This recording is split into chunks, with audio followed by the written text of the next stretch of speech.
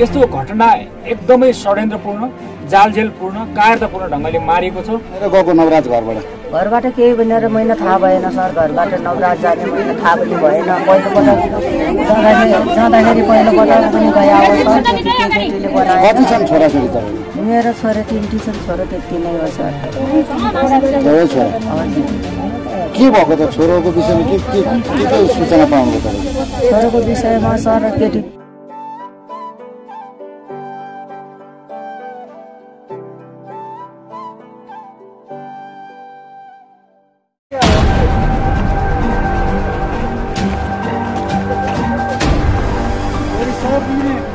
हामी यतिखेर घटनास्थलतर्फ प्रस्थान गर्दैछौँ। हामी अहिले कालेगाउँको पुल तरेर जाजपुरका हामी 7 जना पत्रकारहरू घटनास्थलतर्फ लाग्दैछौँ।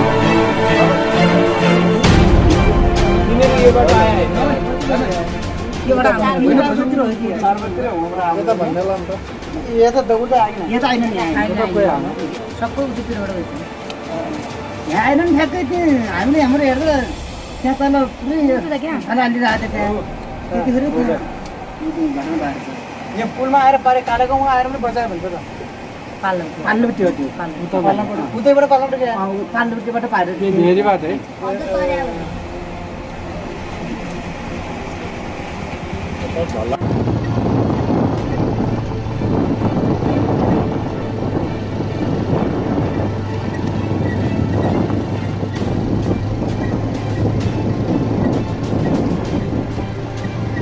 पब्लिकले बोलिँदैन होला कि मलाई यस्तो डाउट छ।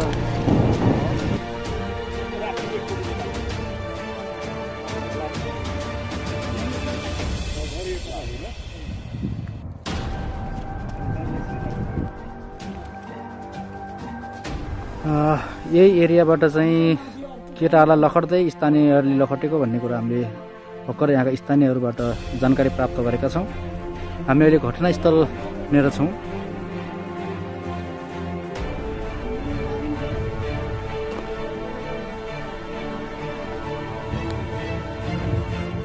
हामी यो घटनास्थलको यो केटाहरूलाई लखट्दै एरियाको जङ्गल हामी एरिया हेरिरहेको छौँ। यही जङ्गलबाटै लखट्दै लगेको भन्ने हामीलाई यहाँ जानकारी प्राप्त भएको छ। यहाँका स्थानीयहरूले हामीलाई जानकारी दिएका छन्। हामी त अब के भन्दा र अब के अरे दोषी भएको निर्दोष मान्छे पनि चाहिँ मर्या छन् बिना कामैसँग कि यताउति भयो एउटा कुरो हो। अनि जो त्यो केटी र अनि आमा बुवा छ नि तिनीहरूलाई चाहिँ हाम्रो पन्जामा पर्नुपर्छ। तिनीहरूलाई सजाय दिनैपर्छ। अनि निर्दोष मान्छेले यत्रो ज्यान गुमाएको छ यत्रो भएको छ। अनि अहिले अब बिना कामैसँग अथवा ठिकै थियो त्यत्रो जनता थियो एउटाको मनमा त पस्नु पर्ने हो। दया बोलाउनु पनि ल ठिकै छ पाटोपिटो पारेर हुलेर पुलिसको जिम्मा लगाउनु पर्ने हो कि अथवा के गर्न सकिन्छ र पनि जो दोषी थियो त्यसलाई समात्ने हो। यताउति गर्ने ज्यान न खानु छ न पिनु छ न के गर्नु छ न के गर्नु छ। कसैको एउटा छोरा होला कसैको छोरै नभएको होला आमा बुवा के अरे नभएको होला। कति भित्र म चाहिँ पुगु हो। मेरो भतिजा नाउँ चाहिँ गोविन्द साई हो। म कान्छीमा पुगु हो। अनि बाबाहरू पनि उता पढ्न गएको छन्। गोविन्द साथीहरूको आउनु भएको कि कसरी पढ्नु? खै अब के अरे घरबाट त अब काबल खान जान्छु भनेर आयो। अनि 3 जना हुन् घरबाट आएको। अब काबल खान जान्छु म अनि भनेर आउन अब यतातिर आएको थाहा भएन। पछि लास्टमा चाहिँ उसको साथीलाई चाहिँ अब पुलिसले समातिसकेको छ। उसलाई सरकारी छ गोविन्द पनि थियो अनि भन्ने कुरो सुनिसकेपछि अनि बल्ल भनेपछि काफल खान जान्छु भन्नेमा के भयो यो त्योभन्दा अरू चाहिँ उहाँले चाहिँ भन्नु भएन? नै त्यस्तो केही भएन। उसलाई थाहा पनि थिएन घर पनि छोड्दैन थियो। दिउँसभरि डुल्याएको थियो भने साँझ जहाँबाट भए पनि पुग्थ्यो। त्यो दाइको डरले पनि पुग्थ्यो। अनि अहिलेसम्म त्यसले घर पनि छोडेको थिएन। फर्स्टचोटि घर छोड्यो एकै छोडेको जुन चाहिँ अब दुःखद घटना मृत्यु भयो यो घटनाले गर्दाखेरि अन्य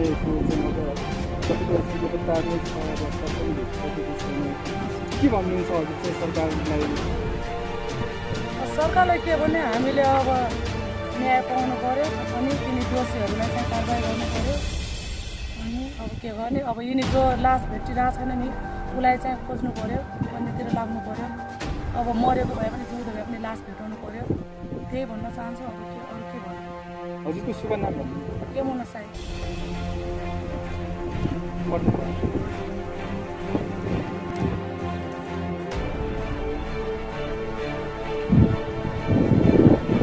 पक्कै पनि यही एरिया चाहिँ घटनाको स्थल हो भन्ने हामीलाई यहाँ जानकारी प्राप्त भएको छ। यहाँका मान्छेहरू बोल्न चाहेका छैनन् र यहाँको प्रशासन पनि अलिक बोलेको अवस्था छैन।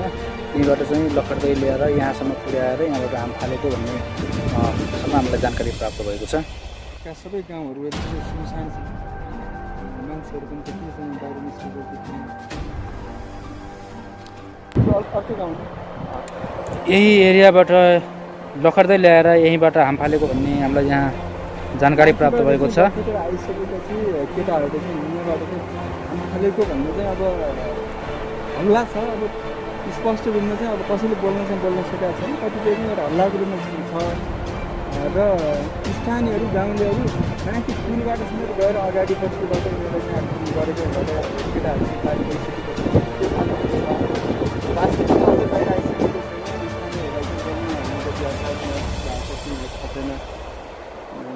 र अब यो अनुसन्धानकै क्रममा भएकाले पनि यो सामान्यतया अब हामीले अनुमानै गर्न सक्ने हो।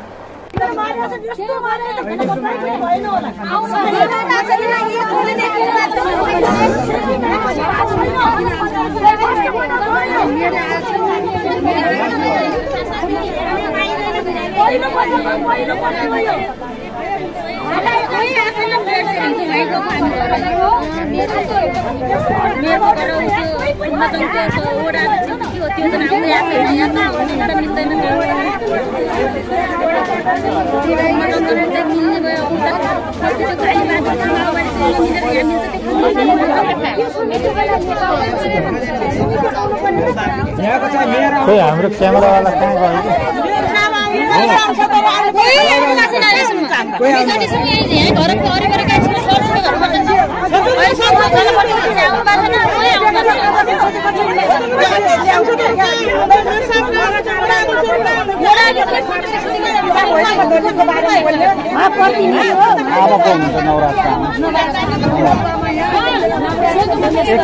एकछिन यसो गरौँ न है, एकछिन आमा र बुवालाई बोल्न दिउँ। यसो गरौँ अलिकति एकछिन चाहिँ मृतकको आमा र बुवालाई बोल्न केही बोल्न सक्नुहुन्छ? के छ भन्नुहोस् त तपाईँको माग के छ? मेरो माग केही छैन सर। त्यो अपराधीलाई त्यो जेलमारालाई केही न सजाय पाउनुपर्छ। के भनेर गएको नवराज घरबाट केही भनेर मैले थाहा भएन सर। घरबाट नवराज जाने मैले थाहा पनि भएन। पहिलोपटक जाँदाखेरि पहिलोपटक पनि भयो। कति छन् छोराछोरी त? मेरो छोरा 3 छन्। छोरा त्यति नै हो सर। एउटै छोरा?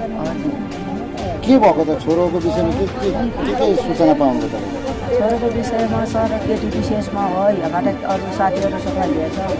पहिलोपटक जाँदाखेरि पुगेको छोरा, मेरो छोरा 3 जना। मेरो छोरा सर पहिलापटक जाँदाखेरि पिटेछन्, खानामा किनेर आएन थुने मात्रै सर।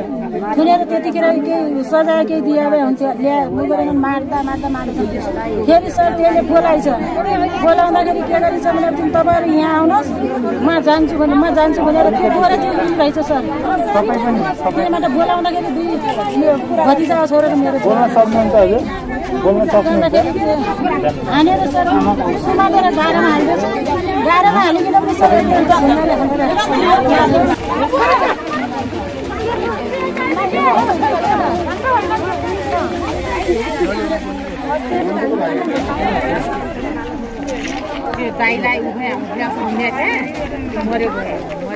यहाँमा काम गरिरहेका पत्रकार हौँ, यही मानव अधिकार क्षेत्रमा एउटा अधिकारकै क्षेत्रमा लडिरहेका पत्रकारहरू हौँ। हाम्रो उद्देश्य भनेको समाजमा आतंक फैलाउनु वा कुनै तरिकाबाट भड्काएर समाजलाई तरङ्गित पार्नु होइन। यो सङ्कटको घडीमा मान्छेलाई अप्ठ्यारोबाट एउटा ल्याउनु त एउटा तरिका हो, तर मान्छेलाई मान्छे भएकै कारणले गर्दा मार्ने र कसैले पनि जवाफ नदिने खोलाबाट ल्याउँदै धमाधम गाड्ने र भोलि कानुनी प्रक्रिया हुन्छ भने यो राज्य हामीलाई मान्ने छैन। यो कुरा हामीलाई मान्ने छैन। केही गल्ती भयो माफ पाउँ मेरो हजुरको यो ठाउँमा हामीले एउटा चाहिँ सौहार्दपूर्ण तरिकाबाट हामी कुनै पनि नसामा वा कुनै पनि कसैको उसमा नभइकन हामी आफ्नो स्वविवेकले एउटा चाहिँ हाम्रो एउटा समाजको लागि एउटा गाउँको लागि आज मेरा ठाउँका मान्छे मेरै रगतका मान्छे मेरै यदि तिनीहरूलाई मेरो एउटा मात्र थ्रेड के हो भने यहाँबाट तिनीहरू को त्यो मैले एउटै मात्र म थ्रेड गर्न चाहन्छु होइन मेरो भाइहरू मेरो दाइहरू केही भागेका कारण मर्छ भने लाइन लगा कहाँ गएर लड्न पर्यो मैले बदलाको विरुद्धमा होइन। म एउटा म 12 वर्षदेखि पत्रकारिता गर्छु। म एउटा पत्रकार मात्र होइन, मेरो रगतमा बगेका यहाँका कर्णाली प्रदेशका यत्र 25-26% भन्दा बढी दलितहरू यो देशका 60 लाख भन्दा बढी दलितहरू फेरि यसरी नै कुलसितै मर्ने यसरी नै यसरी उसमा मर्छ भने एउटा मात्र कुरा होइन। यसलाई तपाईँले सहज उसमा गरिदिनुहोस् होइन भने कहाँ छन् तिनीहरूलाई लाइन लाउनुहोस्। रगत राज्यले जवाफ दिनुपर्छ। फेरि क्यामेरा साइड लगाएर त्यो भएर एउटा यति मात्र के हो भने मान्छे एक पछि अरू भेटाएको छ। यसलाई म तपाईँलाई विनम्रता साथ मैले कुनै पनि स्वार्थ गरेको होइन।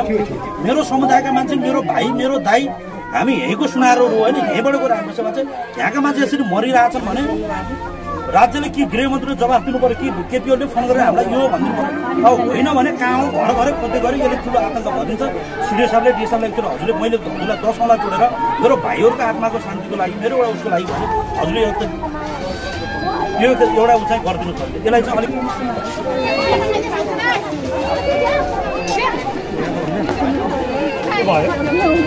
उहाँको छोरा खबर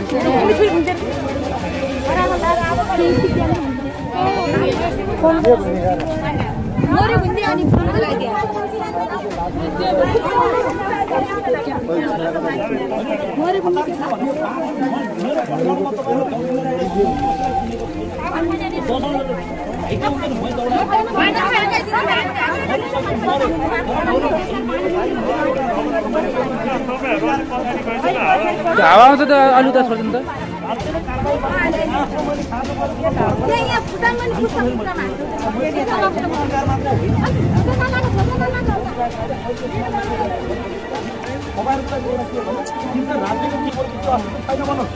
यहीँबाट सुरु हुन्छ होइन। केही छ भने राज्यले जवाफ दियो, मुख्यमन्त्रीले जवाफ दियो, यहाँका गृहमन्त्रीले जवाफ दियो, पुलिसले जवाफ दियो, प्रशासनले जवाफ दियो। हामी राज्यलाई सहयोग गर्न हामीले के अपराध गरेका छौँ र हामीले राज्यलाई सहयोग गर्नुपर्ने हतार गरेर पोस्टमार्टम गरेर प्रमाण नष्ट नगराउनु पछाडि पनि हाम्रो के गल्ती छ?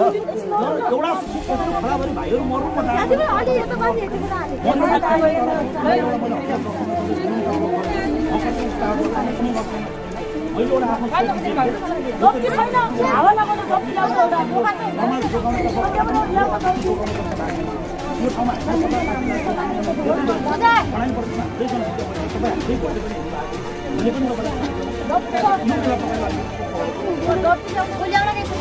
रूप लिने हो, वस्तु लिने हो। अहिले कोरोनाको महामारी छ।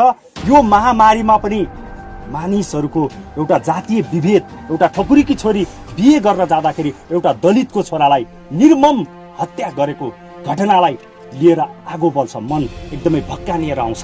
साँच्चीकै कति निर्दय भएको मानिस।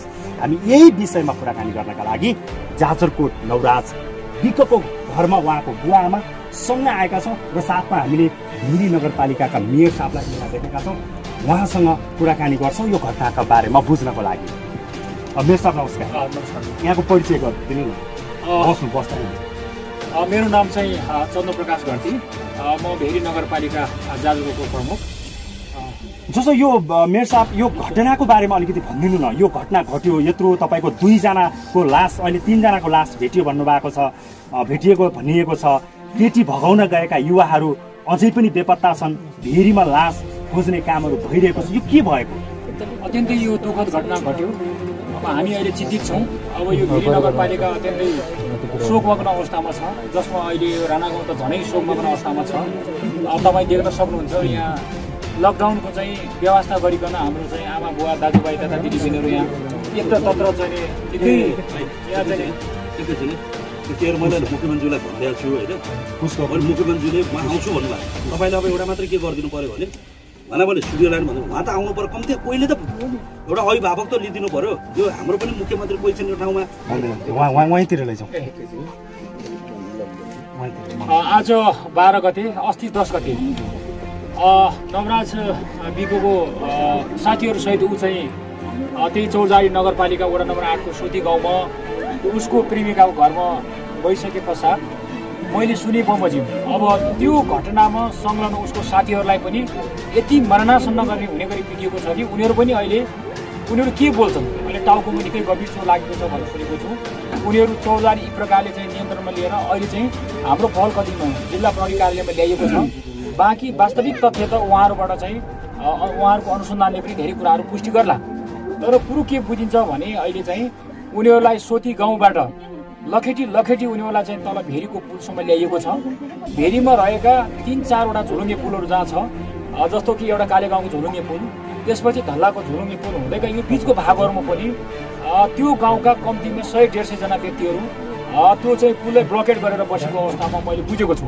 त्यसो हुँदाखेरि माथिबाट चाहिँ मृग चारे जस्तो उनीहरूलाई चार्दै ल्याउने र तल गएर चाहिँ उनीहरूलाई चाहिँ पुलको त्यो झोलुङ्गे पुलमा बसेर उनीहरूलाई एउटा व्यक्ति बराबर कम्तीमा 10 जनाको दरले उनीहरूलाई चाहिँ भेरी किनारको तिरमा आँखामा बालुवा हानेर चाहिँ नाकमुखमा बालुवा छर्केर र ढुङ्गाले टाउकोमा हिर्काएर भेरीमा फालेको छ भन्ने कुरा सुनिएको छ। र अहिले पनि नवराज बिकेको लासको प्रकृति हेर्दाखेरि उसको लासको प्रकृति हेर्दाखेरि त्यस्तै किसिमको चोट देखिएको छ र उसको चाहिँ पोस्टमार्टम हुन त बाँकी नै छ। बाँकी कुरा पोस्टमार्टमको रिपोर्टले बताउला। त्यसो भएले गर्दा अब तपाईँले चाहिँ यसको यो घटनाको अन्तर्वस्तु घटनाको सुरुवात त मैले भनि नै सकेँ। एक किसिमको जातीय विभेद जो कि तपाईँले पनि पृष्ठभूमिमा अगाडि सुरुवाती भनिसक्नु भएको छ। उनीहरूको प्रेम सम्बन्ध धेरै पहिलेदेखि त्यहाँ चाहिँ स्थापित भएको र पहिले पनि एकपटक आएर दुईपटक आएर त्यो आएर पनि गइसकेको र उनले नै जातीय विभेदको कारण गर्दा अहिले म घरबाट जान नसक्ने, तर तिमी साथीसहित आएर मलाई लिएर जानुपर्छ, त्यसरी आउनुपर्छ भन्ने हिसाबले चाहिँ नवराज चाहिँ आफ्नो प्रेममा चाहिँ उसलाई चाहिँ एकदम गहिराइमा पुगिसकेको त्यो चाहिँ एउटा युवा उसले चाहिँ साथीहरूसित जाँदाखेरि यस्तो घटना एकदमै षड्यन्त्रपूर्ण, जालझेलपूर्ण, कायरतापूर्ण ढङ्गले मारिएको छ। यो घटना हामी भेरी नगरपालिकावासीको लागि अथवा समग्र मानव जातिको निम्ति अहिले 21औं शताब्दीको यस सङ्घारमा अत्यन्तै निन्दनीय छ र हाम्रो तर्फबाट चाहिँ यो दोषी पक्षलाई कारबाहीको कठघरामा ल्याउनको निम्ति जुनसुकै पनि चाहिँ हामीले चाहिँ बाँकी चाहिँ गतिविधि पनि बाँकी राख्नु हुँदैन। त्यो अभियानमा हामी